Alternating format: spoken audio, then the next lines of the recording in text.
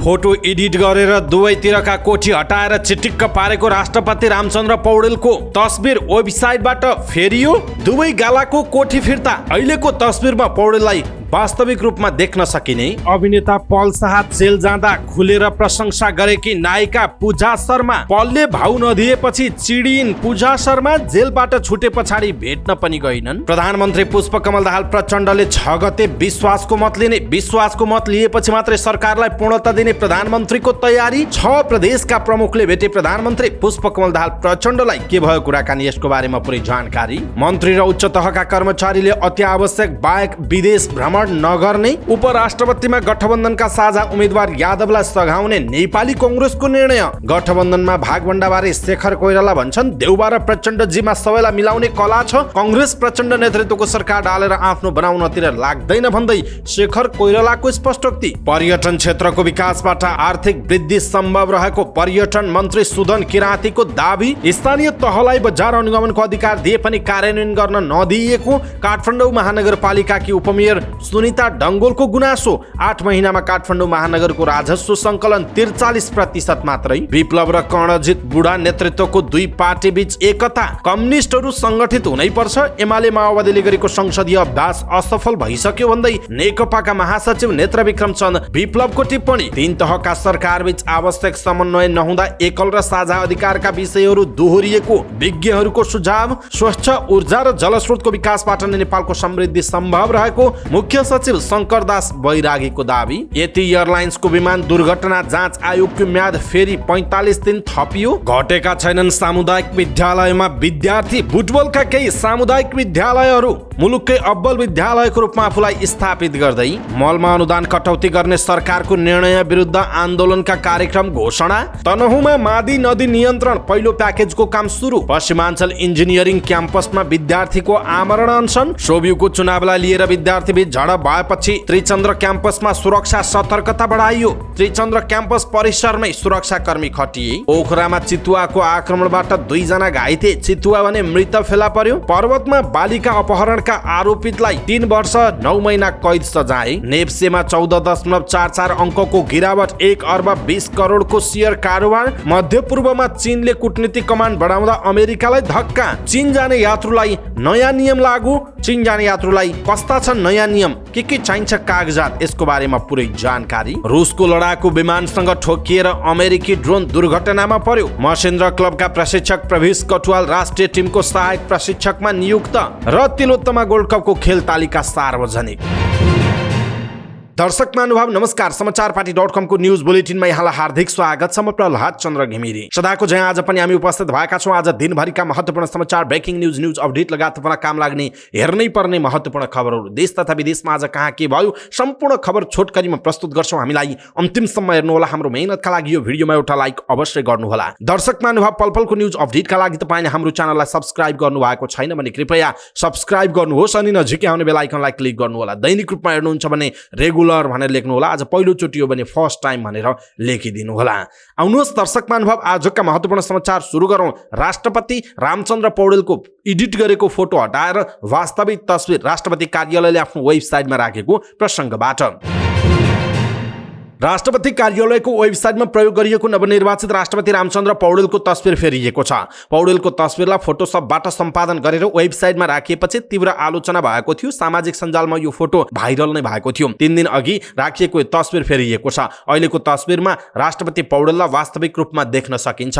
यस अघिको तस्बिरमा पौडेलको दुवै गालामा रहेका कोठी हटाइएको थियो भने चाउरी पनि मेटेर अनुहार चिल्लो पारिएको थियो। साथै पौडेललाई वास्तविक भन्दा धेरै गोरो देखाइएको थियो। राष्ट्रपतिको तस्बिर प्रधानमन्त्री को कार्यालयदेखि विभिन्न सरकारी कार्यालयहरूमा समेत झुन्ड्याउने प्रचलन बसाइएको छ। यसअघि राष्ट्रपति विद्यादेवी भण्डारीको तस्बिर यत्र त्यत्र टाङ्ने गरिएका थिए भने अब उहाँको स्थान पौडेलले लिनुहुने जनाइएको छ।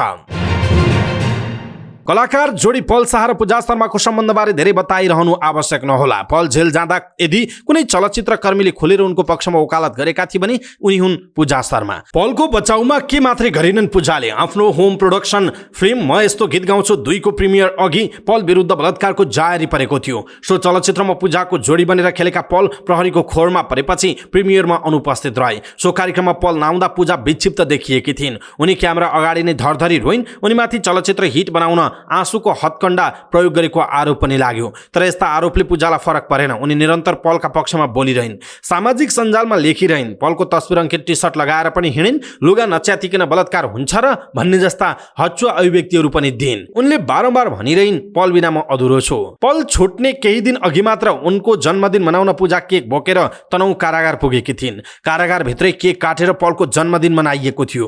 त्यसको केही दिनमा नै पल अदालतको फैसलाबाट रिहा भए। पल छुटेपछि धेरैले अनुमान गरेका थिए कि उनलाई स्वागत गर्न पूजा फेरि तनहुँ कारागार पुग्नेछन्। अदालतको फैसला आएपछि पूजाले सामाजिक सञ्जालमा सानो स्टाटस लेखेर खुसी व्यक्त गरेकी छिन्। तर उनी पललाई स्वागत गर्न भने गएनन्। काठमाडौँको त्रिभुवन विमानस्थलमा पलको स्वागतमा समर्थकहरूको ठूलो भिड जम्मा भएको थियो, तर पूजा त्यो भिडमा पनि देखिएनन्। निकटस्थका अनुसार जेलबाट छुटिएता पूजाले पललाई भेटेकी पनि छैनन्। न त सामाजिक सञ्जालमा नै पलका विषयमा कुनै पोस्ट गरेकी छिन्। आखिर किन त?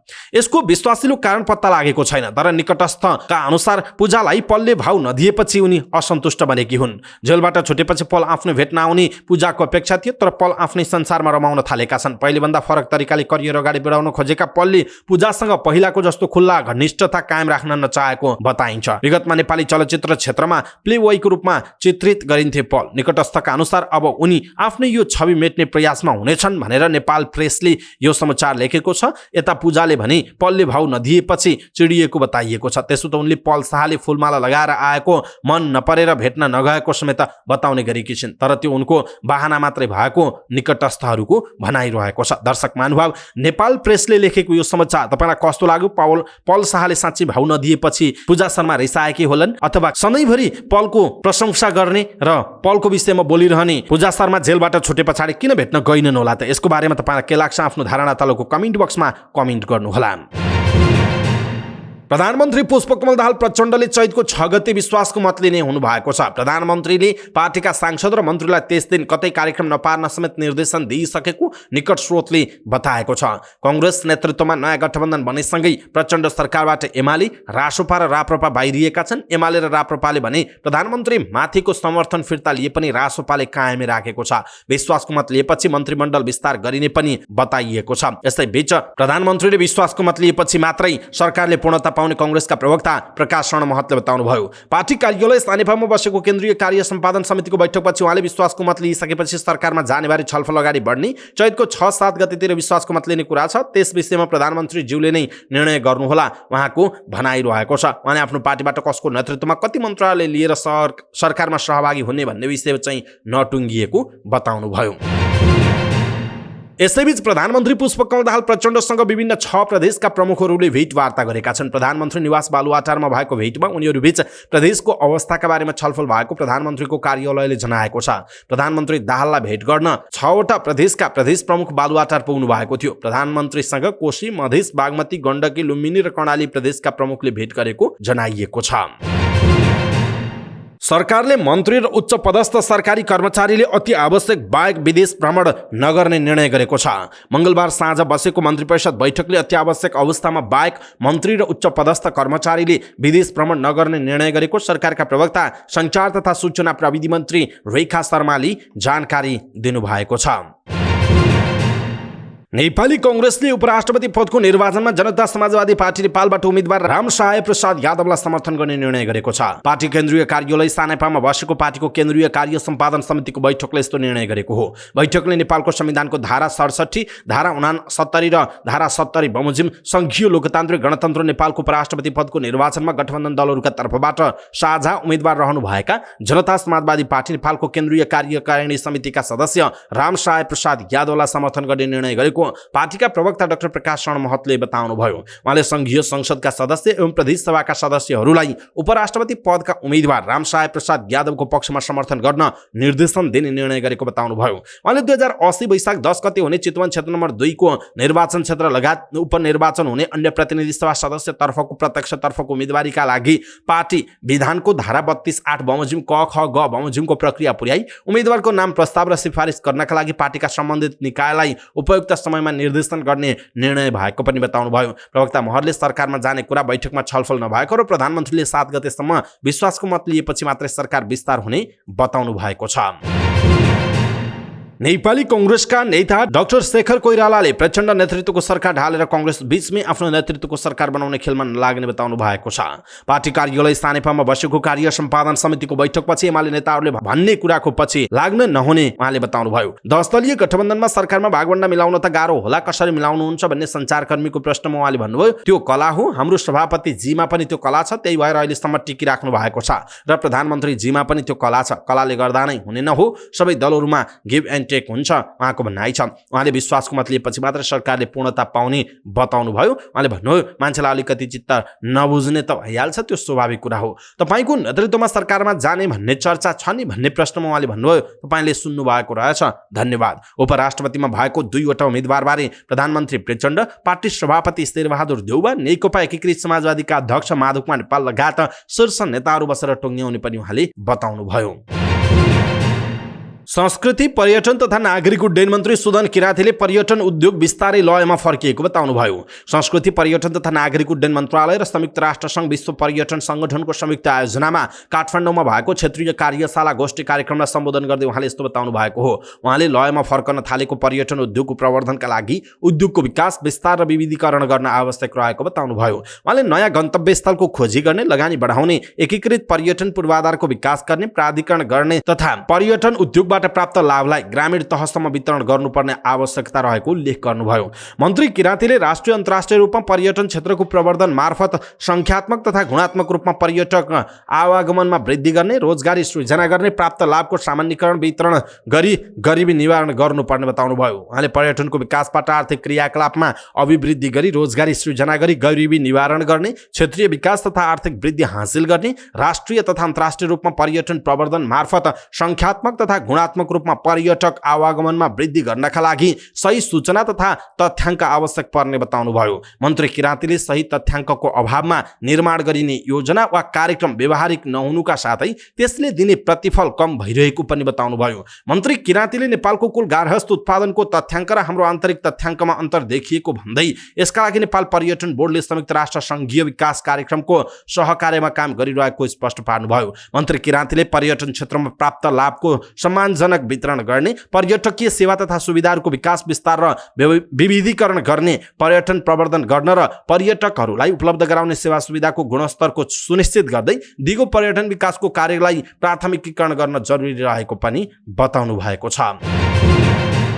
काठमाडौँ महानगरपालिकाकी कार्यवाहक मेयर सुनिता डङ्गोलले स्थानीय सरकारलाई ऐनमा बजार अनुगमनको अधिकार दिए पनि कार्यान्वयन गर्नलाई हात बाँधिदिएको गुनासो गर्नुभयो। विश्व उपभोक्ता अधिकार दिवसको अवसरमा काठमाडौँमा आयोजना भएको मूल समारोह कार्यक्रममा बोल्दै उपप्रमुख डङ्गोलले ऐनमा स्थानीय तहलाई बजार अनुगमनको अधिकार दिए पनि कार्यान्वयन गर्ने अधिकार खोसिदिएको गुनासो गर्नुभयो। उहाँले बजार अनुगमनको अधिकार मात्रै नभएर कार्यान्वयन गर्नका लागि आवश्यक कानुन बनाउनु पर्ने बताउनुभयो। उहाँले काठमाडौँ महानगरले आफ्नो काम कर्तव्य अधिकार र उपप्रमुखको प्रमुख अधिकारमा बजार अनुगमनलाई राखी तीव्र गतिमा सञ्चालन गर्ने काम गरिरहेको बताउनुभयो। उहाँले स्थानीय तहलाई कार्यान्वयन गर्न कानुन नभएकाले महानगरले अनुगमन गर्दा विभिन्न समस्याहरू झेल्नु परेको बताउनुभयो। उहाँले स्थानीय तहको अधिकार क्षेत्रमा महानगरले अनुगमनलाई प्रभावकारी बनाउन ऐन संशोधन गर्ने काम र अनुगमन तीव्र गतिमा अगाडि बढाउनका निम्ति सङ्घ प्रदेश सरकारसँग समन्वय गरिरहेको पनि बताउनुभयो। डङ्गोलले तिनै तहमा सहकार्य समन्वय गरेर सह अस्तित्वलाई स्वीकार गर्नुपर्छ भने पनि विभिन्न काम कर्तव्यहरू दोहोरो रहेको बताउनुभयो। उहाँले दोहोरो काम कर्तव्य हुँदा पनि काम गर्न अप्ठ्यारो भएको बताउनुभयो। उहाँले उपभोक्ताहरूको हक अधिकार सुनिश्चित गर्न दोहोरो काम कर्तव्यलाई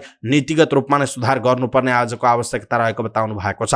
उहाँले बजार अनुगमन व्यक्तिगत भन्दा पनि स्वचालित प्रणालीमा हुनुपर्ने बताउनुभयो। उहाँले महानगरले उपभोक्ता हक अधिकार सुनिश्चित गर्नका लागि तत्पर रहेको भन्दै सबैले फिल्डमा काम गर्दा निष्पक्ष भएर काम गर्न सक्नुपर्ने बताउनु भएको छ। काठमाडौँ महानगरपालिकाले चालु आर्थिक वर्ष 2079-80 को 8 महिनामा लक्ष्यको 43.82% मात्र राजस्व सङ्कलन गरेको छ। महानगरपालिकाले चालु आर्थिक वर्षमा 10 अर्ब 41 करोड 95 लाख राजस्व उठाउने लक्ष्य राखेकोमा 4 अर्ब 56 करोड 62 लाख रुपैयाँ मात्र उठाएको जनाइएको छ। महानगरको राजस्व विभागका अनुसार महानगरले सबैभन्दा धेरै राजस्व सङ्कलन मनोरञ्जन कर मार्फत उठाएको छ। मनोरञ्जन करमा 50 लाख राजस्व उठाउने लक्ष्य राखेको महानगरले 181% अर्थात् 90 लाखभन्दा धेरै राजस्व उठाएको जनाइएको छ। महानगरले रकमको आधारमा सबैभन्दा धेरै कर घरबहाल कर उठाएको छ। महानगरले 2 अर्ब राजस्व उठाउने लक्ष्य राखेको घरबहाल करमा 8 महिनामा 1 अर्ब 18 करोड रुपैयाँ सङ्कलन गरेको हो, जुन महानगरले उठाएको सबैभन्दा धेरै रकम हो। महानगरले सम्पत्ति करमा चालु आर्थिक वर्षमा 1 अर्ब रुपैयाँ राजस्व उठाउने लक्ष्य राखेकोमा 65 करोड रुपैयाँ उठाएको छ। त्यस्तै महानगरले नक्सा पास दस्तुरबाट 41 करोड रुपैयाँ उठाएको छ। यो शीर्षकमा महानगरले चालु अवधिभर 75 करोड रुपैयाँ राजस्व उठाउने लक्ष्य राखेको छ। नेत्रविक्रम चन्द विप्लव नेतृत्वको नेपाल कम्युनिस्ट पार्टी र कर्णजित बुढा नेतृत्वको नेकपा माओवादी समाजवादी बीच पार्टी एकता हुने भएको छ। पार्टी एकताबारे जानकारी दिन पत्रकार सम्मेलनको आयोजना गरिएको थियो। नेकपाका प्रचार विभाग इन्चार्ज अनिल शर्माले प्रज्ञा भवनमा पत्रकार सम्मेलनको आयोजना गरी यसको बारेमा जानकारी दिएको बताउनुभयो। यसैबीच नेकपाका महासचिव नेत्रविक्रम चन्द विप्लवले परिवर्तनकारी अग्रगामी कम्युनिस्ट पार्टीहरूको एकता प्रक्रियाको थालनी भएको बताउनुभयो। नेकपा माओवादी समाजवादीसँग पार्टी एकता कार्यक्रमलाई सम्बोधन गर्दै उहाँले भन्नुभयो, यो सुखद सुरुवात हो। हामीले यहाँबाट सुरु गरेका छौँ, यो नै पुरा होइन। हामीले आज सुरु गरेका छौँ। हरेक क्षेत्रमा एउटा सङ्गठन र विघटन आउँछ।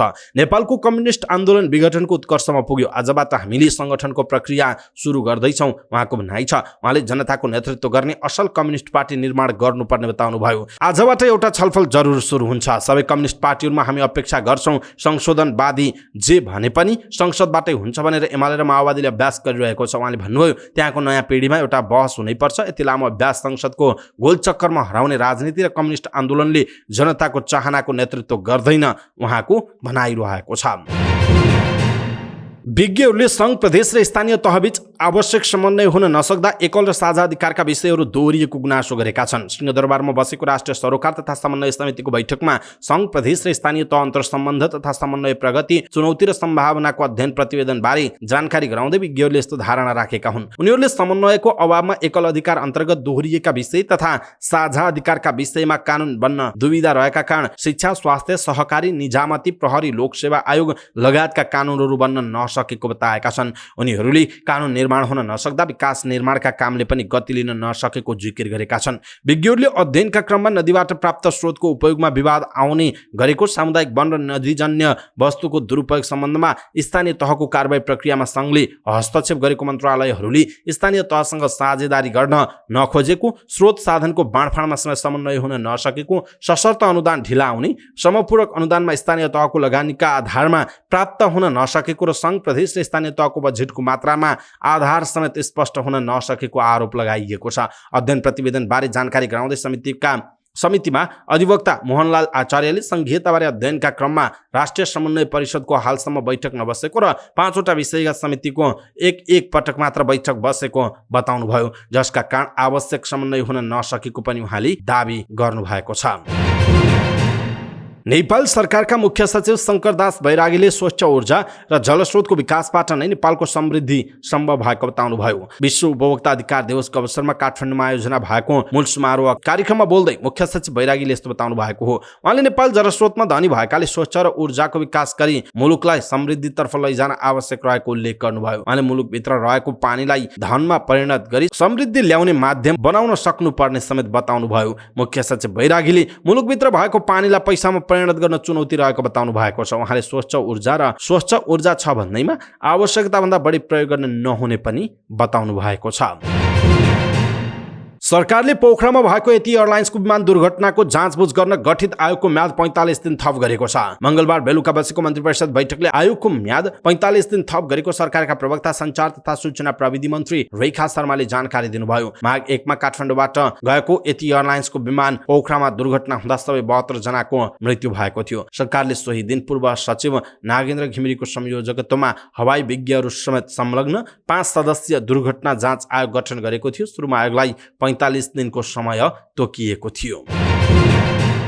कतिपय सामुदायिक विद्यालयमा विद्यार्थीको अभाव र शिक्षाको गुणस्तरमा प्रश्न उठ्छ। निजी विद्यालयहरूसँगको प्रतिस्पर्धाका कारण सामुदायिक विद्यालयहरूलाई प्रश्न उठ्नु स्वाभाविक पनि हो। तर सबै सामुदायिक विद्यालय पनि सोचे जस्तो कमजोर छैनन्, बरु निजी विद्यालयहरूभन्दा अब्बल र निजी विद्यालयहरूसँग प्रतिस्पर्धाका लागि निम्तो दिने पनि छन्। त्यसैमध्येको एक हो रूपन्देहीको बुटवल स्थित कान्ति माध्यमिक विद्यालय। बुटवलका केही सामुदायिक विद्यालयहरूले निजी शिक्षण संस्थाको भन्दा गुणस्तरीय शिक्षा प्रदान गरिरहेको स्थानीयहरूले बताएका छन्। त्यसैले पनि सो क्षेत्रका विद्यार्थीहरूको रोजाइमा कान्ति माध्यमिक विद्यालय पढ्ने गरेको छ।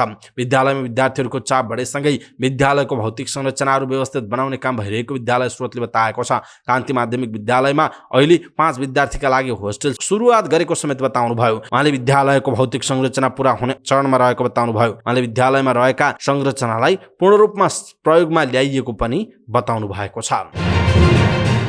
नेपाली कांग्रेस र नेकपा एमाले सहितका किसान संघ संगठनहरूले मलका लागि दिँदै आएको अनुदान कटौती गर्ने निर्णय तत्काल फिर्ता लिन सरकारसँग माग गरेको छ। काठमाडौँमा संयुक्त पत्रकार सम्मेलन गरी कांग्रेस निकट नेपाल किसान महासंघ, एमाले निकट अखिल नेपाल किसान महासंघ र राष्ट्रिय प्रजातन्त्र पार्टी निकट नेपाल राष्ट्रिय प्रजातान्त्रिक किसान संगठनले सो निर्णय तत्काल फिर्ता लिन सरकारसँग माग गरेको छ। पत्रकार सम्मेलनमा सो माग तत्काल सम्बोधन गराउनका लागि दबाब स्वरूप प्रधानमन्त्री पुष्पकमल दाहाल प्रचण्डलाई ज्ञापन पत्र बुझाउने सहितका आन्दोलनको कार्यक्रम पनि घोषणा गरिएको छ।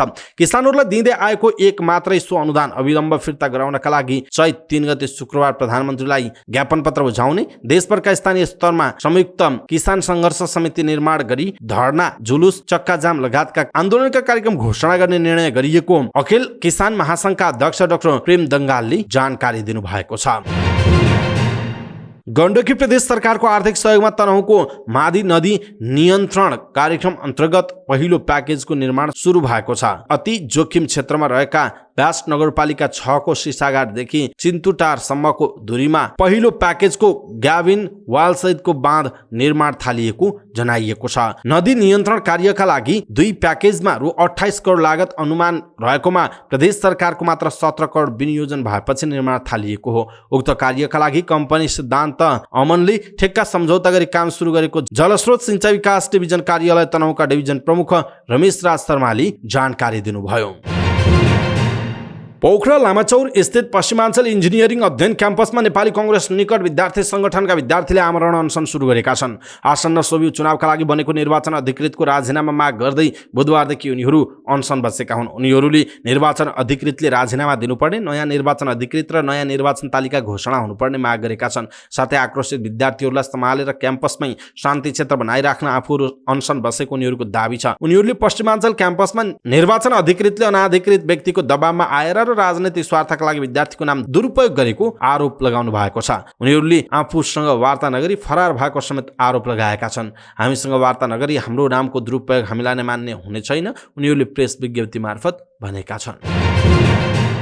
त्रिचन्द्र क्याम्पसमा सुरक्षा सतर्कता बढाइएको छ। स्वतन्त्र विद्यार्थी युनियन सोभियत चुनावलाई लिएर मंगलबार विद्यार्थीहरूबीच झडप भएपछि सुरक्षाको सतर्कता बढाइएको छ। क्याम्पस बाहिर मात्र होइन, परिसरभित्र समेत सुरक्षाकर्मीको बाक्लो उपस्थिति छ। क्याम्पस प्रशासनले नै भित्रै रहेर सुरक्षा दिन आग्रह गरेको प्रहरीले जनाएको छ।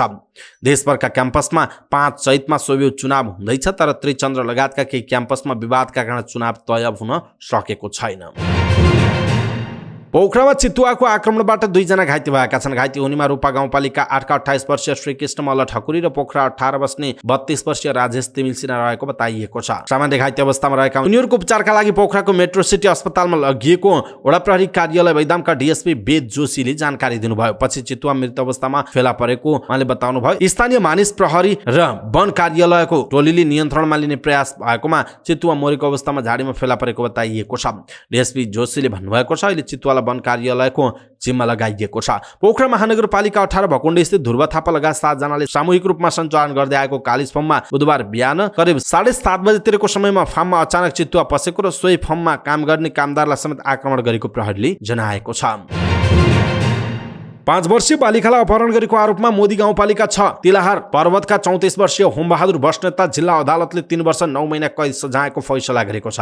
गएको जेठ 31 गतेका दिन बालबालिकालाई अपहरण गरेको आरोपमा मुद्दा सुनवाईसँगै जिल्ला कारागारमा पूर्वपक्षका लागि थुनामा रहेका थिए बस्नेत। उनलाई पर्वत जिल्ला अदालतमा फागुन 30 गतेको फैसलाले 3 वर्ष कैद सजायसँगै बालबालिका विरुद्धको कसुर अन्तर्गत 6 महिना र एकीकृत कसुर अन्तर्गत 3 महिनाको कैद सजायको फैसला सुनाएको जनाइएको छ। त्यस्तै अदालतले अपहरण सम्बन्धी कसुर अन्तर्गत 30,000 र बालबालिका कसुर अन्तर्गत 30,000 गरी 60,000 रुपैयाँ जरिवाना सहित 2,400 रुपैयाँ पीडित राहत कोषमा रहने गरी फैसला सुनाएको पर्वत जिल्ला अदालतका सूचना अधिकारी एवं श्रेष्ठदार राजु ढुङ्गानाले जानकारी दिनुभयो।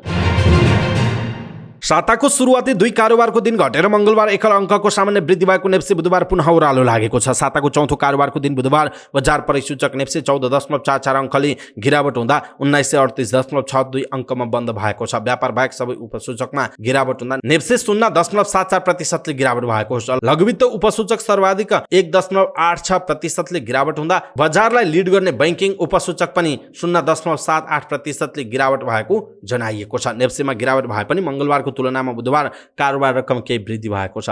मंगलबार करिब 1 अर्ब 14 करोडको कारोबार भएको थियो। बुधबार नेप्सेमा 25,491 वटा कारोबारमा 37,16,684 किता सूचीकृत धितोपत्र बिक्री खरिद बिक्री हुँदा 1 अर्ब 20 करोड 21 लाख रुपैयाँको कारोबार भएको जनाइएको छ। जसमध्ये एनआईसी एसिया बैंकको सर्वाधिक 120 करोड 35 लाखको कारोबार हुँदा सानिमा माई हाइड्रो पावरको 7 करोड 16 लाख रुपैयाँ र नबिल बैंकको 4 करोड 29 लाखको कारोबार भएको जनाइएको छ। बुधबार बजारमा कुल 214 कम्पनीको शेयर कारोबार हुँदा 149 कम्पनीको शेयर मूल्यमा गिरावट भएको छ। त्यस्तै 51 कम्पनीको शेयर मूल्यमा वृद्धि हुँदा 14 कम्पनीको शेयर मूल्य स्थिर छ। जसमध्ये युनिक नेपाल लघुवित्त र शुभम पावरको शेयर मूल्य 9.99% वृद्धि भएर सकारात्मक सर्किट मूल्यमा बन्द हुँदा बिन्दुवासिनी हाइड्रो पावरको शेयर मूल्य 6.42% वृद्धि भएको छ।